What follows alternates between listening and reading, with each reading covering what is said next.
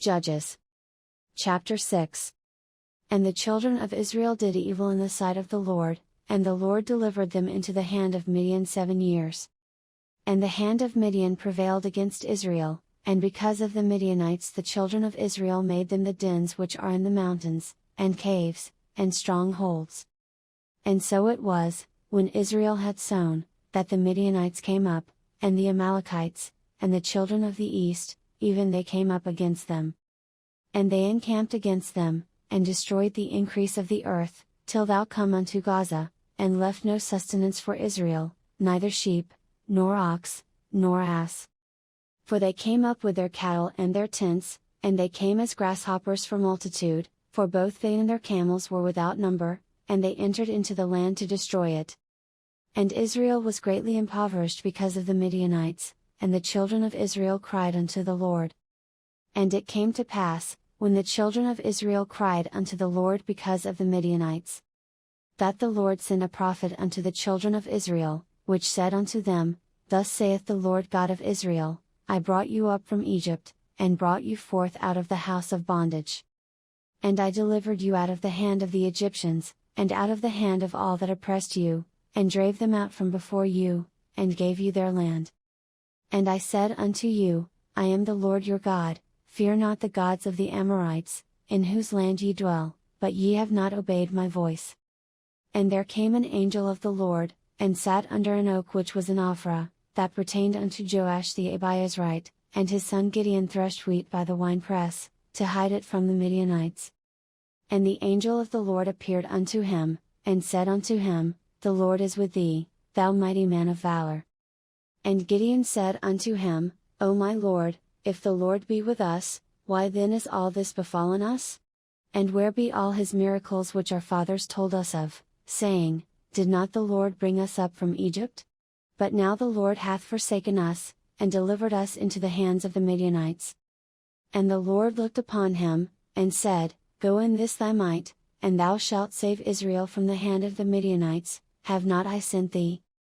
And he said unto him, O my Lord, wherewith shall I save Israel? Behold, my family is poor in Manasseh, and I am the least in my father's house. And the Lord said unto him, Surely I will be with thee, and thou shalt smite the Midianites as one man. And he said unto him, If now I have found grace in thy sight, then show me a sign that thou talkest with me. Depart not hence, I pray thee, until I come unto thee, and bring forth my present, and set it before thee. And he said, I will tarry until thou come again. And Gideon went in, and made ready a kid, and unleavened cakes of an ephah of flour, the flesh he put in a basket, and he put the broth in a pot, and brought it out unto him under the oak, and presented it. And the angel of God said unto him, Take the flesh and the unleavened cakes, and lay them upon this rock, and pour out the broth. And he did so. Then the angel of the Lord put forth the end of the staff that was in his hand, and touched the flesh and the unleavened cakes, and there rose up fire out of the rock, and consumed the flesh and the unleavened cakes. Then the angel of the Lord departed out of his sight. And when Gideon perceived that he was an angel of the Lord, Gideon said, Alas, O Lord God!